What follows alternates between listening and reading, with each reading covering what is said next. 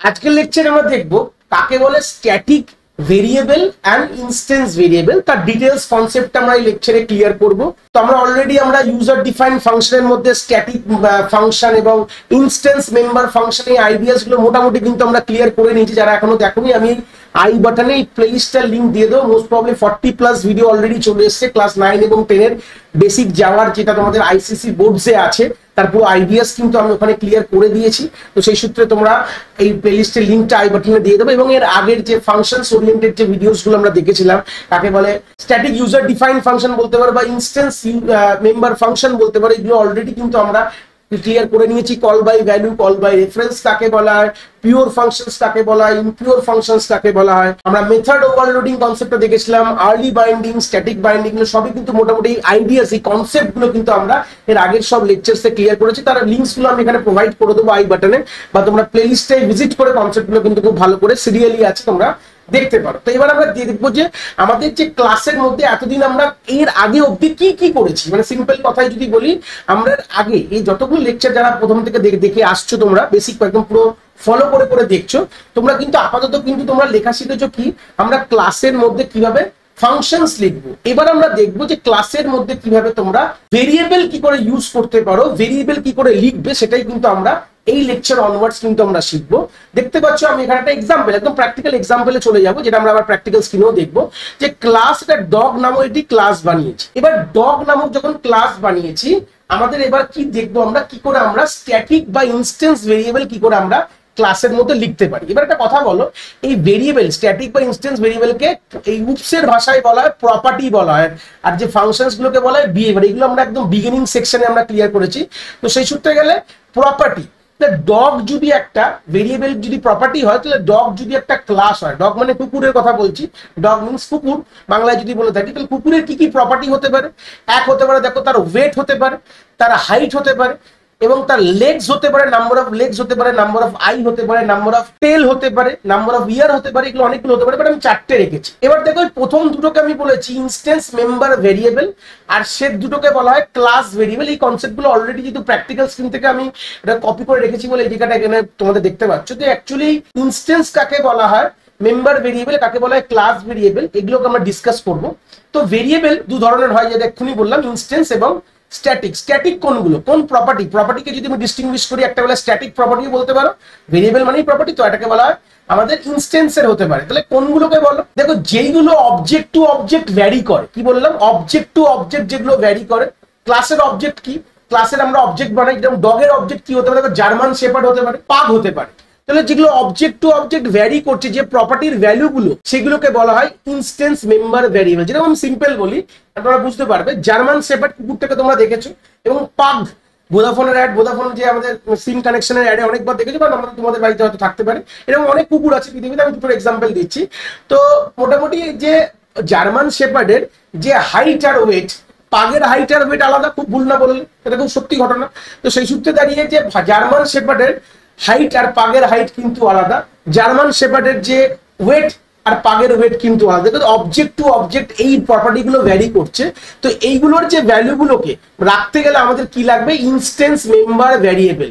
এই ইনস্ট্যান্স মেম্বারকে আমরা মাঝে মাঝে বলে থাকি নন স্ট্যাটিক, বলে থাকি নন স্ট্যাটিক ভেরিয়েবল বা প্রপার্টিও বলে থাকি আমরা। ঠিক আছে, ভালো করে ক্লিয়ার করে নাও। ইনস্ট্যান্স মেম্বার ভ্যারিয়েবল গুলোকে আমরা নন স্ট্যাটিক মেম্বার ভ্যারিয়েবল বলতে পারি। ঠিক আছে, নন স্ট্যাটিক আমরা ভেরিয়েবল বলতে পারি, এটা আরেকটা ভাষায় বললাম, বা এটাকে ইনস্ট্যান্স বলা যায়। এটা অবজেক্ট টু অবজেক্ট কিন্তু ভ্যারি করে, মানে প্রত্যেকটি অবজেক্টের জন্য এর কিন্তু ভ্যালুগুলো কিন্তু আলাদা হবে। কি বললাম ক্লিয়ার হচ্ছে? এই যেভাবে লিখেছি তোমরা সেভাবেই লিখবে, একদম ক্লাস লেখার পরেই, ক্লাস লিখে ব্র্যাকেট দেওয়ার পরেই ভেরিয়েবল গুলো তোমরা একে একে এইভাবে লিখবে।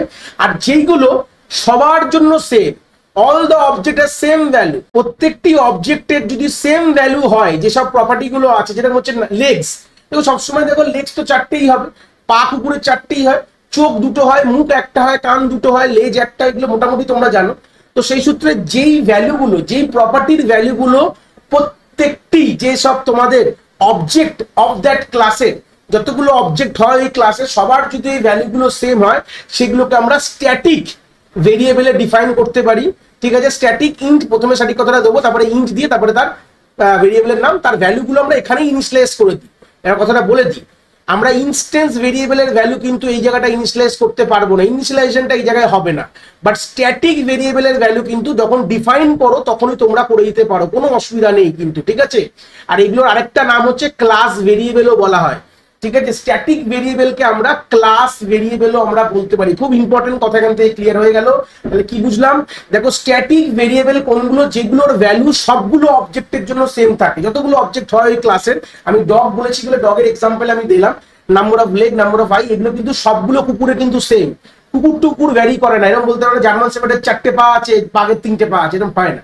সবারই 4টে করেই পা আছে, 2টো করে চোখ আছে। তাহলে যেই ভ্যালুগুলো সবগুলো অবজেক্টের সেম, তখন তাকে বলা হবে স্ট্যাটিক বা ক্লাস ভেরিয়েবল। সেই ভ্যালুগুলোকে আমরা স্ট্যাটিক করে দেবো আর এবং সেটাকে বলা হবে ক্লাস ভেরিয়েবল বলা হবে। কি বললাম, ক্লিয়ার হয়েছে?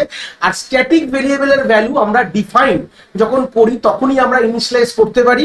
বাট ইনস্ট্যান্স যেহেতু প্রত্যেকটি অবজেক্টের জন্য আলাদা, আমরা কিন্তু এই জায়গায় যখন আমরা ডিফাইন করব সেই জায়গায় কিন্তু আমরা ইনিশিয়ালাইজ করতে পারবো না ভ্যালু। এটা আমরা অবজেক্ট, এটা পরবর্তীকালে লেকচারে শিখবো কি করে আমরা ইনস্ট্যান্স ভেরিয়েবলের ভ্যালু অ্যাসাইন করতে পারি। এটা আমরা পরের লেকচারেই শিখবো।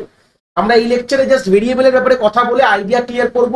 এর পরের লেকচারেই শিখবো হচ্ছে কি করে আমাদের ইনস্ট্যান্স ভেরিয়েবলের ভ্যালুকে আমরা ইনিশিয়ালাইজ করতে পারি। যেটা অবজেক্ট টু অবজেক্ট চেঞ্জ হবে, প্রত্যেকটি অবজেক্টের ভ্যালু কিন্তু আলাদা। পাগের height weight different than the German shepherd, German শেপার্ডের হাইট ওয়েট ডিফারেন্ট। সেই সূত্রে প্রত্যেকটি অবজেক্টের ভ্যালু, এই যে হাইট আর ওয়েট গুলো কিন্তু সবার আলাদা আলাদা হবে। তো এইগুলো এইভাবে আমরা ইনিশিয়ালাইজ করতে পারবো না, এটাই হচ্ছে মেন কনসেপ্ট। এবার আমরা কি করছি, তলে একটা আমরা সেই নর্মাল মেম্বার ফাংশন রেখেছি যেখানে আমরা সবগুলোকে প্রিন্ট করেছি। দেখো হাইট, ওয়েট, লেগ আর আই সবগুলোকে দেখো। প্রথম কথা তোমরা বলে স্যার এই হাইট ওয়েটের তো ভ্যালু আপনি দেননি, তাহলে কি পাবো? প্র্যাকটিক্যাল স্ক্রিনে গিয়ে দেখবো, তারপরে কথা বলবো।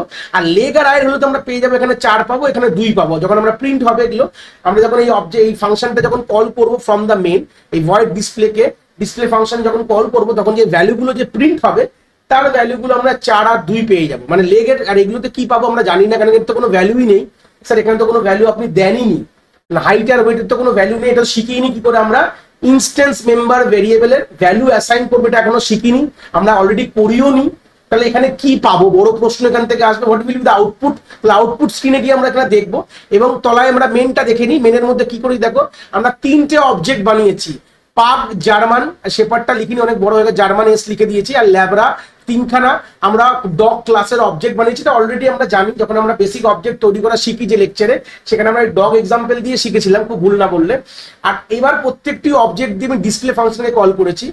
পাগকে কল করেছি, জার্মান শেপার্ড এবং ল্যাবরা। এবার কথাটা বলে দিই, যখন আমরা অবজেক্ট তৈরি করি, ধরুন না পাগ হয়ে গেল, এটা হচ্ছে পিইউজি পাগ হয়ে গেল, একটা অবজেক্ট তৈরি হলো। এখানে হয়ে গেল জার্মান, যে এস লেখা আছে GRMANS হয়ে গেল। আরেকটা ধরে না এখানে ল্যাবরা, 3টে এরকম অবজেক্ট তৈরি করলো।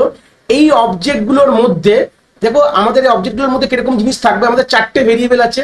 একটা হচ্ছে হাইটের জন্য, একটার জন্য ওয়েটের জন্য, একটা তোমার ধরে নাও হচ্ছে এই নাম্বার অফ লেগ L লিখলাম, আর নাম্বার অফ আই। এই 4টে কিন্তু সবার মধ্যে এরকম 4টে ঘর, এবং ডিসপ্লে ফাংশন, এই ডিসপ্লে ফাংশন সবার মধ্যে কিন্তু থাকবে, DIS লিখে দিলাম। তাই পুরো জিনিসটাকে আমি সবগুলোতে লিখে নিই একবার। তাহলে যতগুলো তোমাদের অবজেক্ট হবে প্রত্যেকটি অবজেক্টের মধ্যে ভেরিয়েবল গুলো থাকবে, যেখানে কিন্তু লেগ আর আই যেহেতু স্ট্যাটিক, যেহেতু এটা ক্লাস ভেরিয়েবল, সবার জন্য ভ্যালু সেম থাকবে। এটা 4, এটা 2, সবার জন্য ভ্যালু সেম থাকবে, কোনো আলাদা হবে না। বাট এখানে তো আমরা এখনো শিখিনি কি করে আমাদের হাইট আর ওয়েটের যেগুলোকে বলা ইনস্ট্যান্স মেম্বার ভেরিয়েবল, এর ভ্যালুটা কি করে হবে সেটা তো আমরা জানি না। তো সেই সূত্রে দাঁড়িয়ে আমাদের যে হাইট আর ওয়েটের যে ভ্যালুটা, এখন তোমরা যখন প্র্যাকটিক্যাল স্ক্রিনে গিয়ে দেখবে সবগুলো ভ্যালু থেকে 0 0 দেখবে, সবগুলো ভ্যালু দেখবে 0 0 দেখবে। কেন 0 0? এবার তোমাদের বড় প্রশ্ন থাকবে সেটা 0 0 কেন হচ্ছে, আমরা তো কিছু দিইনি তাও 0 0 হচ্ছে, হয়তো ডিফল্ট কোনো একটা নিয়ে নিচ্ছে। অ্যাকচুয়ালি না, এটা তোমরা পরের লেকচারেই শিখবে, আমি বলবো, এই লেকচারে তো বলবো না যেটা কেন এর ভ্যালুটা 0 0 তোমরা দেখছো। পুরো পরের লেকচারে আমরা ডিটেলসে ক্লিয়ার করবো, কোনো চিন্তার বিষয় নেই। আর প্রত্যেকটার মধ্যে ডিসপ্লে ফাংশন কল করবে, ডিসপ্লে ফাংশন করলে 4টে ভ্যালু প্রিন্ট করবে, 0 0 4 2 প্রিন্ট করবে, খুব ভুল না বললে। প্রত্যেকটা ক্ষেত্রেই প্রত্যেকটার জন্যই কিন্তু ভ্যালু প্রিন্ট হবে 0 0 4 2 0 0 4 2, এইভাবেই কিন্তু ভ্যালু প্রিন্ট হবে। প্রত্যেকটা অবজেক্টের জন্য কনসেপ্টটা সেম থাকবে। এখান থেকে একটা জিনিস আমরা বুঝলাম, যখন আমরা অবজেক্ট তৈরি করি, একটা ক্লাসের মধ্যে যে জিনিসগুলো থাকে সেগুলো সবই কিন্তু অবজেক্টের মধ্যেই কনসেপ্টটা চলে আসে। এবার যেগুলো হচ্ছে ক্লাসের ভেরিয়েবল বলতে পারো বা স্ট্যাটিক ভ্যালু, সেই তার ভ্যালু কিন্তু সবার জন্য সেম থাকে, কোনো আলাদা হয় না। এটা আমি বেসিক যখন আমি পড়িয়েছিলাম অ্যাট্রিবিউটস যখন পড়িয়েছিলাম ওই লেকচারে, সেখানেও কিন্তু আমরা এই জিনিসটা বলেছিলাম। তো এখন আমরা প্র্যাকটিক্যাল জিনিসগুলো পড়ে দেখছি। তখন আমরা থিওরিতে একটু বলে গেছিলাম হুপসের প্রপার্টি রেসপেক্টে, বাট এখানে আমরা পুরো জিনিসটা প্র্যাকটিক্যালি বুঝে দেখছি যে ব্যাপারটা কি বলতে চলেছে বা এর কি গল্পটা হচ্ছে। তো এটাই হচ্ছে বেসিক কথা। তো সেই সূত্রে এখান থেকে একটা আমরা খুব সুন্দর আইডিয়া আমরা পেয়ে গেলাম। কি আইডিয়া পেলাম? যে আমাদের কত ধরনের আমাদের ভেরিয়েবলস হয়, তার ইনস্টেন্স এবং স্ট্যাটিক, সেটাই আমরা প্র্যাকটিক্যাল স্ক্রিনে একবার চালিয়ে দেখবো যে ভ্যালুগুলো কি আসছে আমাদের। তো অলরেডি প্র্যাকটিক্যাল স্ক্রিনে কোডটা অলরেডি করা, যেটাই কপি করে তোমাদের দেখালাম, একই কোড করা আছে অলরেডি। কম্পাইল যদি করি, আমাদের অলরেডি কম্পাইল বলতে পারো। জাস্ট আমরা এটাকে একবার রান করে দেখবো আউটপুটটা কি আসছে। আমাদের সেই ডগ ক্লাসটাকে রাইট ক্লিক করলাম, আমরা ভয়েড মেনে ক্লিক করেছি। দেখো আমাদের দেখো প্রত্যেকটা জায়গায় তাই 0042 বলেছিলাম। হাইট আর ওয়েট প্রত্যেকটা অবজেক্টের জন্য এখন 0 রয়েছে, যেগুলো ইনস্ট্যান্স মেম্বার ভ্যারিয়েবলের ভ্যালু 0 কেন? এটা বড় প্রশ্ন তোমাদের মনে রয়েছে। তো এই প্রশ্নটা নিয়ে আমি লেকচারটা শেষ করব এখানে। এটা পরের লেকচারে আমরা এই যে প্রশ্নটার খোলাসা করা হবে যে কেন এখনো আমি তো স্যার ইনিশিয়ালাইজই করিনি ভ্যালুগুলো হাইট আর ওয়েটের, কেন এখন ভ্যালুটা 0 রয়েছে। আর ইনস্ট্যান্স তো এই স্ট্যাটিকটা তো বুঝে গেছি, তো আমরা ইনিশিয়ালাইজ করেছি। এটা ক্লাস ভেরিয়েবল, এটা সবগুলো অবজেক্টের জন্য সেম রয়েছে। তাই আমরা ছবিতেও দেখলাম একে, এগুলো তো বুঝে গেছি। বাট ইনস্ট্যান্স যে সব ভেরিয়েবলস গুলো আপনি রাখলেন, সেগুলোর ভ্যালু কেন 0 হলো, সেটা কিন্তু আমরা এই লেকচারে না, পরের লেকচারে আমরা এটা নিয়ে ডিসকাস করবো। নিশ্চয়ই আমরা খুব তাড়াতাড়ি পরের লেকচার নিয়ে আসবো। এই ছিল আমাদের কনসেপ্ট অফ স্ট্যাটিক এবং ইনস্ট্যান্স ভেরিয়েবল ইন জাভা। আশা করি কনসেপ্ট তোমরা এখান থেকে খুব ভালো করে বুঝতে পেরেছো।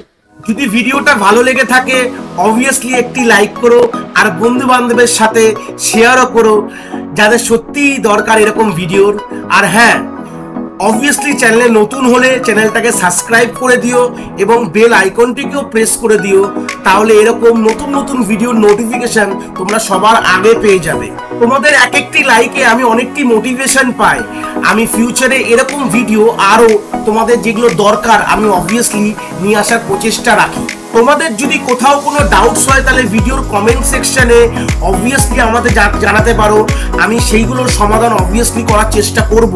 তোমাদের যদি মনে হয় স্পেশাল কোনো টপিক আছে যেটা নিয়ে ভিডিও বানালে তোমাদের সুবিধা হবে, সেটাও তোমরা আমায় জানাতে পারো এই ভিডিওর কমেন্ট সেকশনে লিখে। অবভিয়াসলি চেষ্টা করব ফিউচারে সেই টপিকগুলোকে নিয়ে ভিডিও বানানোর কথা। সবাই ভালো থেকো, আর হ্যাঁ, আবার দেখা হচ্ছে নতুন একটি ভিডিওর সাথে।